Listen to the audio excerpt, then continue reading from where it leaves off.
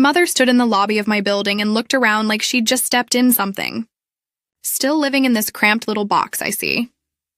My sister laughed. Not the kind laugh. The other kind. I didn't correct her. I didn't say a word. Should I have told them right then that the elevator behind me didn't open into a hallway? That it opened directly into 3,000 square feet of skylights, exposed brick, and windows overlooking the entire city?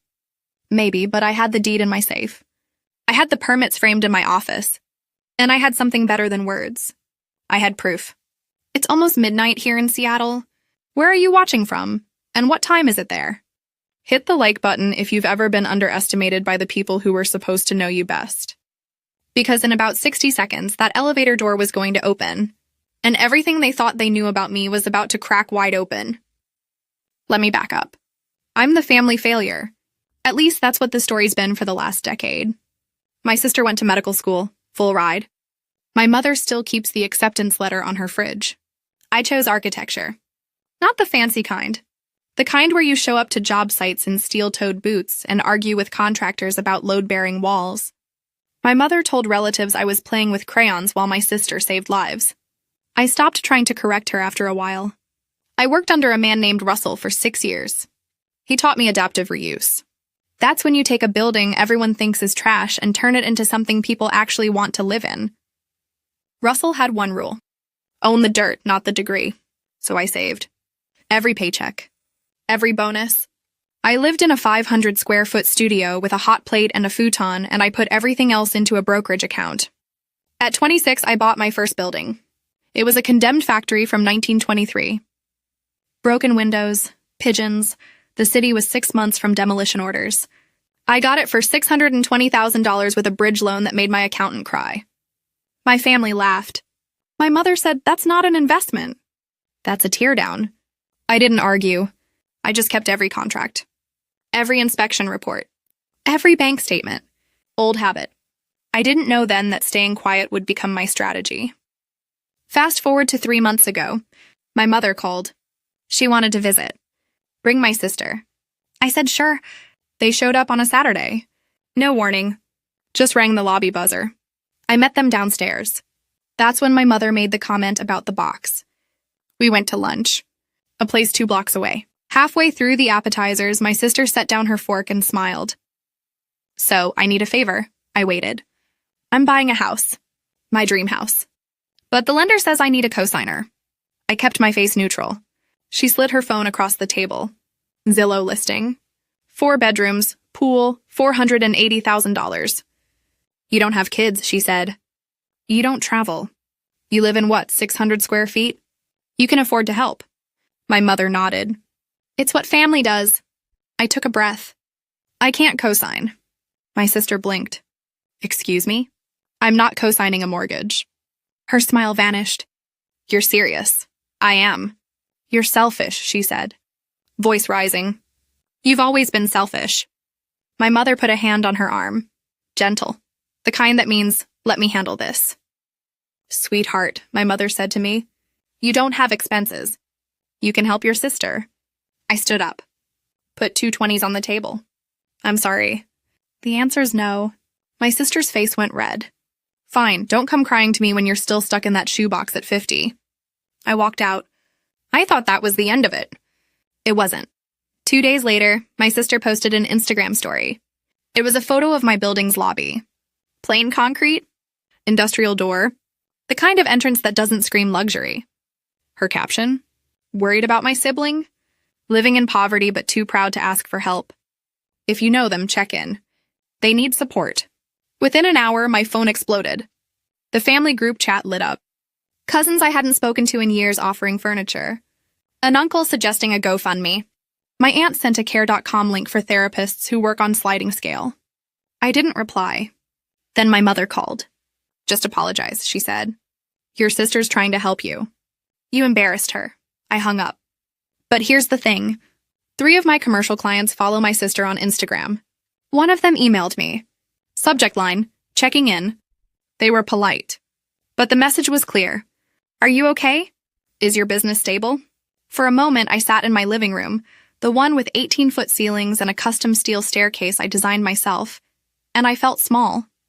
I wondered if I should just disappear. Then I looked at the wall. At the framed permit. Certificate of occupancy, Unit Penthouse 01. I had documentation. I just needed the right moment. I texted my mother, family dinner, my treat. Saturday at 7. She agreed. My sister came too. I picked a restaurant downtown, quiet, good lighting. We ordered. Made small talk. Then right after the entrees arrived, I reached into my bag. I pulled out a single sheet of paper. Slid it across the table. My mother picked it up. Her face went pale. My sister grabbed it. What is this? Certificate of occupancy, I said. Calm, even. Issued by the City of Seattle. Unit Penthouse 01. Owner-occupant listed as me. Square footage 3,200. My sister stared at the paper. This is fake. I didn't blink. It's not. You're saying you own a penthouse. I'm saying the elevator in my building doesn't open into a hallway. It opens into my living room. My mother set the paper down. Her hands were shaking. Why didn't you tell us? You never asked, I said. You assumed? My sister's jaw tightened. So what, you've been hiding this? To make us look stupid? No, I said. I've been living my life quietly, the way I always have. She shook her head, pushed back from the table. I don't believe you. I pulled out my phone. Then let me show you. My sister didn't wait to see the photos. She left the restaurant. My mother followed her. I paid the check. Drove home. Went to bed. The next morning, my sister posted a video. She was crying. Real tears or close enough. My sibling is gaslighting me, she said into the camera. They faked documents to avoid helping family. They're using Photoshop to humiliate me. If you've ever been manipulated by someone you trusted, you know how this feels. The video got 2,000 views in 6 hours. Most of them were local. Seattle isn't that big. By Monday, I had 4 emails from clients. Different projects. Same tone, polite, careful, concerned. One of them put a project on hold. Pending clarity, they said. That project was worth $60,000. My mother left a voicemail. If you don't fix this, you're out of this family. I mean it. I saved the voicemail. Then I opened my files. The ones I keep backed up in 3 places. Purchase agreement. Construction loan. Payoff letter. County assessor screenshots. I had 72 hours before my biggest client was scheduled to visit the building for a site walk. A different project. New mixed-use development. 7 figures on the table. They were coming to see my penthouse. To understand my design vision in person, I had 2 choices. Hide or open the door. Literally, I didn't hide. Tuesday morning, I opened my email. Typed a new message. Added every name from the family group chat. Subject line, for the record. No essay, no explanation. Just 3 attachments. 1, the original purchase agreement. $620,000. My name is buyer. Dated 4 years ago. 2, the construction loan satisfaction letter. Loan paid in full. Balance 0. 3, a screenshot from the county assessor's website. Property owner, my name. Assessed value, $2.1 million. I CC'd the email to my public business account. Posted the same attachments on LinkedIn with 1 line. I'm sorry you felt the need to lie. I never did. I hit send. Then I muted my phone and went for a run. When I got back an hour later, my sister's video was gone. Deleted. No explanation. Just gone. The group chat had 43 new messages. I didn't read them. But my cousin Maya sent me a private text. She took it down because Mom told her to. People were asking questions. I didn't reply. I didn't need to, because the next message Maya sent changed everything. You should know. She's $140,000 in debt. Credit cards and car loans. Her mortgage approval fell through. That's why she needed you. I sat down. Now it made sense. Maya sent screenshots. Credit card statements. Not my sister's full account, but enough. Balances on 4 cards. $32,000. $19,000. $41,000. $28,000. An auto loan for $49,000 on a Range Rover. Total unsecured debt, $140,000. Her debt-to-income ratio was 61%. No lender would approve her without a cosigner. Someone with assets. Someone with equity. My mother had co-signed my sister's med school loans. She couldn't take on more. So my sister came to me. She assumed I was broke. She assumed I'd be easy to guilt. She assumed I'd say yes just to prove I wasn't selfish. And when I said no, she tried to destroy my reputation, make me look unstable, make clients pull out, force me to agree just to stop the bleeding. The Instagram post wasn't concern. It was leverage. I read the screenshots twice. Then I deleted them. I didn't need to keep them. I wasn't going to expose her debt. That wasn't the play. But now I understood. She didn't need my help. She needed my credit. And my silence. I wasn't going to give her either. But I wasn't going to humiliate her in public either. I was going to do something worse. I was going to tell the truth. In person, in my home. I sent 2 calendar invites. The first one went to my client. The big one. Palmer Commercial Group. Subject, Site Walk and Design Consult. Location, my building. Unit Penthouse 01. Thursday at 3 p.m. They accepted. The second invite went to my mother and sister. Subject, building tour. Same address, same unit. Thursday at 2:45. I wrote one line in the notes field. You wanted proof. Here it is, RSVP required. My mother replied within 10 minutes. We'll be there. My sister didn't reply. But Maya told me later she'd said yes in person. I didn't hire a lawyer. I didn't prep a speech. I just confirmed with the building concierge that my guests would be cleared. Both parties. 15 minutes apart. I didn't need to defend myself with words. I didn't need documents. I just needed to open the door. Thursday morning, I cleaned. Wiped down the windows. Straightened the books on the floating shelves. Made sure the sightlines were clear. 18-foot ceilings. Exposed beams. Original brick from 1923. 3 walls of windows overlooking the city. I made coffee. Sat on the couch I'd designed with a fabricator in Ballard. And I waited. At 2:43, the lobby buzzer rang. I picked up the intercom. Come on up. Then I pressed the button. And I opened the elevator. My mother and sister stepped into the ground floor lobby. I met them at the elevator. My sister's arms were crossed. My mother looked tired. I handed them each a guest key fob. You'll need this, I said. They looked at the fobs, then at me. I gestured to the elevator. We stepped inside. The doors closed.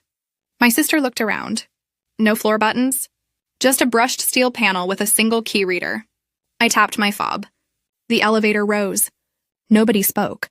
It took 22 seconds. The doors opened. Not into a hallway. Into my living room. 18-foot ceilings. Steel beams original to the factory. Exposed brick on 2 walls. A wall of windows, floor to ceiling, with a view of the Space Needle and the water beyond. Custom millwork. Floating staircase to a loft bedroom. Kitchen island made from reclaimed Douglas fir. 3,200 square feet. My sister stopped in the doorway. Her mouth opened. Nothing came out. My mother stepped past her. Looked up, turned in a slow circle. This is yours? It is. The whole floor? The whole floor. My sister finally spoke. Her voice was small. Why didn't you tell us? I met her eyes. You never asked. You just assumed. Before she could reply, the elevator opened again. My client stepped out. A woman in her 50s. Sharp blazer? Confident smile. Wow, she said, looking around. Every time I come here, I'm stunned. I smiled. Sarah, this is my mother and my sister. They're just leaving. Sarah extended a hand. Professional. Warm. It's lovely to meet you. Your kids' design work is why we're expanding our portfolio into adaptive reuse. My mother shook her hand. Slowly. I didn't know, my mother said. Quiet. Almost to herself. Most people don't, Sarah said. That's what makes their work so special. No ego, just craft. I walked Sarah toward the kitchen to start the consult. My sister and mother stood by the elevator, silent. After a moment, they stepped back inside. The doors closed. I didn't watch them go. My sister didn't call. She texted. 2 days later, I'm sorry. I was wrong. That was it. 2 lines. I wrote back. I accept your apology. But I'm not co-signing anything. Not now, not ever. She didn't reply. My mother called a week after that. Can we start over? She asked. I thought about it. We can have a relationship, I said. But not the kind where I'm expected to fix things I didn't break. Not the kind where you assume you know my life without asking. There was a long pause. Okay, she said. I can try. That's all I'm asking. We met for coffee a month later. Just the two of us. It was awkward, but it was honest. She asked about the building, how I did it, how long it took. I told her. She listened. It wasn't perfect, but it was different. My sister started seeing a credit counselor. I didn't offer. Maya told me later. Apparently, the public fallout from the deleted video scared her. She didn't want people digging. 6 months after that, my sister bought a house. Not the $480,000 dream house. A smaller one. $190,000. A fixer-upper in Tacoma. She qualified on her own. I didn't congratulate her. But I didn't need to. We weren't close. Maybe we never would be. But at least we were honest. My business grew. I took on the Palmer project. Finished it 4 months ahead of schedule. I bought a second building. Another adaptive reuse. This one I converted into 8 units. I sold 7. The 8th I donated to a nonprofit housing trust. $185,000 given outright. I didn't post about it. I didn't need to, but the nonprofit did. They put my name on a plaque at the ribbon cutting. My mother came. She didn't say much, but she stayed for the whole ceremony. That was enough. I still live in the penthouse. The elevator still opens into my living room.